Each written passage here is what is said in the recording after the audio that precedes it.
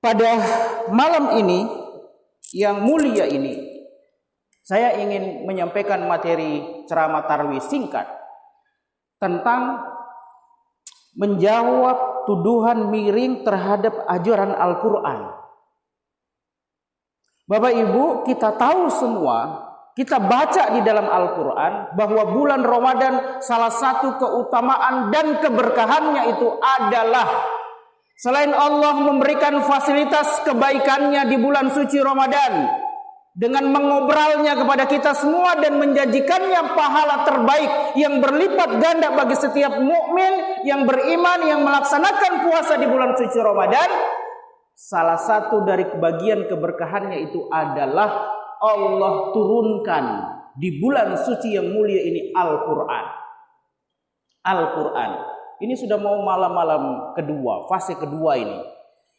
Menurut riwayat yang sahih dan selalu kemudian itu diingat oleh kaum muslimin. Di malam kedua, fase kedua itulah Al-Quran itu diturunkan oleh Allah Subhanahu wa ta'ala. Disebutkan hal itu, disebutkan oleh Allah di dalam Al-Quran sendiri. Ayat setelah ayat yang tadi saya baca yang mewajibkan kita berpuasa Bapak Ibu. Kata Allah, Syahru Ramadan unzila fihil Quran. Bulan Ramadan, bulan diturunkannya Al-Quran. Tentu kita semua tahu dan sudah kita belajar dimanapun kita itu belajar bahwa Al-Quran itu juga dijelaskan di ayat itu adalah petunjuk terbaik bagi seluruh manusia. Hudalin nas. Petunjuk terbaik. Sempurna kebaikannya, sempurna keindahannya, sempurna dia sebagai jalan hidup yang mengantarkan seluruh manusia ini pada keselamatan hidupnya di dunia dan juga kelak insya Allah di akhirat. Bagaimana caranya? Dia harus ambil Al-Quran itu secara menyeluruh. Dalam bahasa Al-Quran sendiri secara kafah. Artinya seluruh ajaran Al-Quran, kalau dia ingin selamat di dunia dan di akhirat nanti, tidak ada cara lain kecuali dia ambil ajaran Al-Quran itu sesuai dengan bahasa Al-Quran.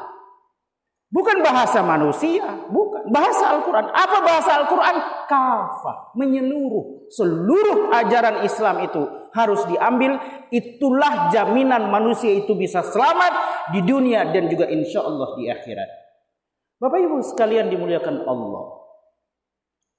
7 menit nih, 8 menit lagi. Nah, jadi jangan khawatir. Saya sudah pengalaman, jadi saya tahulah nanti kapan saya berhenti. Walaupun sebentar ada juga mungkin yang batu-batu. Terima kasih, itu kerjasama yang baik antara ustaz, penceramah dengan jamaah. Jadi sama-sama kita dapat pahala. Pahala membuat ceramah kita ini tepat waktu. Itu pahala juga Bapak Ibu. Apa yang ingin saya bilang sesuai dengan ceramah saya, saat ini di tengah-tengah kita ada banyak sekali tuduhan-tuduhan miring terhadap ajaran Al-Quran, terhadap ajaran Islam. Dan itu terang-terangan disampaikan di tengah-tengah kita, di negeri ini. Padahal negeri ini adalah negeri yang Allah ciptakan dihuni oleh mayoritas kaum muslimin. Mayoritas kita umat Islam yang kata Allah itu sebagai kuntum khairah ummah, yang kemudian akan dijamin oleh Allah menghadirkan kebaikan, keadilan, kedamaian, ketenangan. Negeri yang dihuni dan tentu insya Allah di dalamnya itu diajarkan, diterapkan seluruh ajaran Al-Quran tadi. Apa tuduhannya? Apa tuduhannya Bapak Ibu?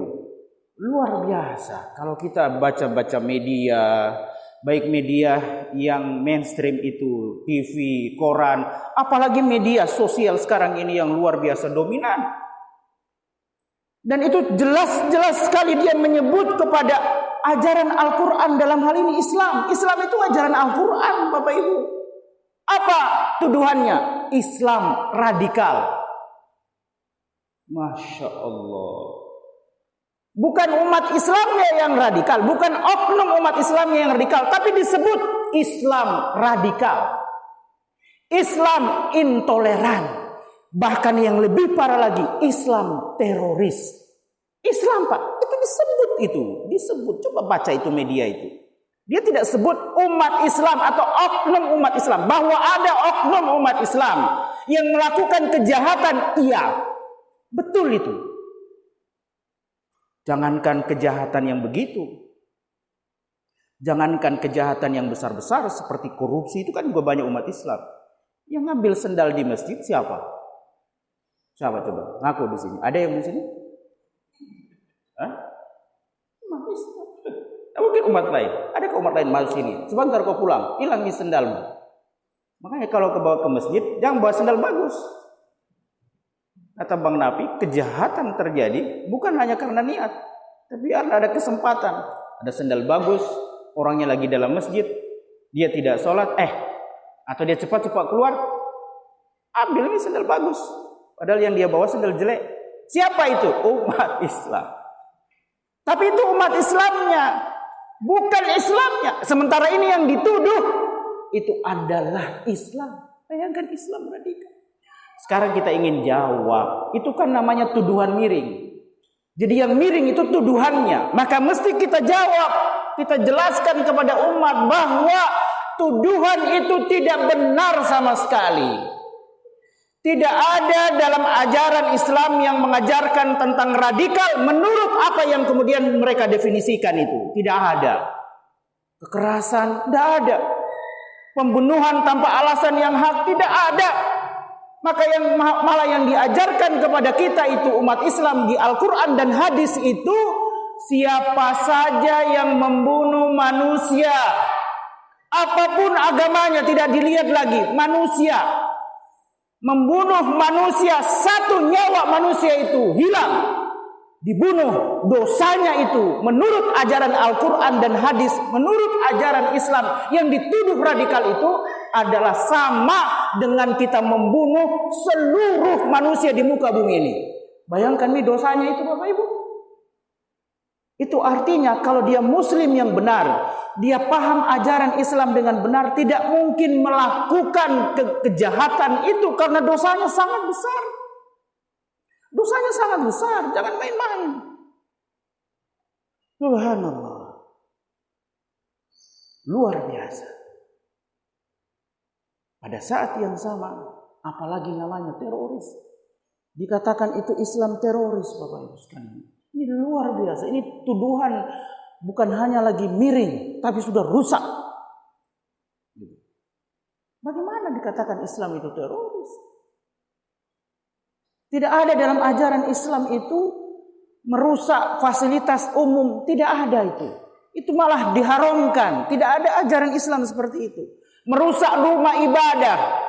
Bapak Ibu, kalau kita belajar ilmu fikih dalam Islam itu, jangankan suasana damai begini, dalam suasana perang saja, dalam suasana perang, ajaran Islam itu mengajarkan tidak boleh itu merusak rumah ibadah. Rumah ibadah apapun malah harus dijaga, tidak boleh dirusak.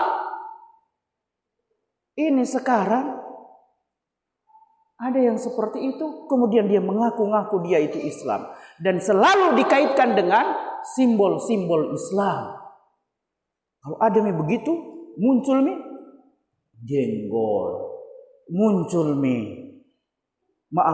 jilbab, cadar, muncul jihad, dan yang lain, yang semua itu adalah kaitannya dengan ajaran Islam. Padahal tidak ada kaitannya. Saya ingin menyatakan kepada Bapak Ibu sekalian ini di waktu yang singkat ini. 2 menit lagi. Belum jadi yang batu-batu toh? Belum. 2 menit lagi. Tidak ada. Jadi kalau ada kita baca berita seperti itu, yang menuduh seperti itu, jangan kita terpengaruh Bapak Ibu. Tidak usah terpengaruh. Tapi kenapa itu Pak Ustadz ada juga yang seluruh lalu melakukan itu? Ketika dia melakukan kejahatan, dia melakukan korupsi, dia melakukan pembunuhan, pemboman, pengurusakan dan sebagainya. Dia bawa-bawa Islam, simbol-simbol Islam. Nah, ini kesimpulannya. Boleh jadi ada dua. Satu, dia itu adalah orang yang tidak paham ajaran Islam. Kalau Rocky Gerung itu bilang orang itu adalah dungu dalam ajaran Islam. Dia tidak paham ajaran Islam. Nggak ada itu ajaran Islam kayak begitu. Nggak ada. Nggak ada sama sekali. Coba baca seluruh ajaran Al-Quran yang diturunkan di bulan suci Ramadan ini. Baca seluruh hadis Rasulullah SAW. Tidak ada itu ajaran seperti itu. Tidak ada itu istilah radikal. Tidak ada dalam Al-Quran. Teroris, tidak ada. Intoleran, tidak ada. Malah yang ada itu justru kita diminta untuk toleransi. Ayatnya kita sering baca, lakum dinukum waliyadin, la ikraha fid din. Tidak ada paksaan dalam hal agama. Artinya itu kita harus menghargai, menghormati, tidak boleh mengganggu siapapun dia. Agama apapun dia harus kita hormati. Itulah ajaran Islam. Nah, kalau ada yang begitu, dia pakai simbol-simbol Islam, itu berarti dia tidak paham ajaran Islam. Mirip dengan orang Muslim yang mencuri sendal. Mirip dengan orang yang mengaku Muslim, tapi kerjanya mengambil hak orang lain, melakukan kejahatan korupsi yang luar biasa itu. Seperti itu. Itu yang pertama, 1 menit terakhir. Yang kedua adalah orang itu kalau ada dia melakukan itu berkali-kali, malah berulang-ulang, di-shot oleh media, berarti ada niat jahatnya ingin merusak ajaran Islam. Dia ingin mendiskreditkan ajaran Islam. Dia sesungguhnya itu benci terhadap ajaran Islam. Seperti itu, Pak. Dan itu sudah terbukti. Dia terbukti ingin membuat opini bahwa ajaran Islam itu pasti begitu, dan itu sudah mulai berhasil. Yang melakukan merusak itu pakai kerudung, pakai cadar. Sehingga sekarang ini banyak sekali itu orang tua. Saya dosen Bapak Ibu, mahasiswa kita itu ketika anaknya sudah mulai belajar agama, taat, pakai kerudung, dia rajin ke masjid, orang tuanya mulai khawatir, bahkan dia larang. Jangan kok begitu, Nak. Kenapa? Lihat itu. Lihat itu yang teroris itu. Dia pakai kerudung, rajin ke masjid. Jadi jangan kau rajin ke masjid, nanti kau jadi teroris. Nah, jadi begitu itu akal publik dibuat, dipaksa dengan opini yang merusak dan mendiskreditkan seperti itu. Jadi Bapak Ibu sekalian, habis nih waktunya. Saya masih mau menjelaskan, tapi sebagai penceramah yang baik, saya harus akhiri ceramah saya ini karena tadi kita sudah sepakat kurang dari 15 menit atau pas 15 menit. Bikin penasaran itu lebih bagus daripada bikin jengkel. Billahi taufiq wal hidayah. Wassalamualaikum warahmatullahi wabarakatuh.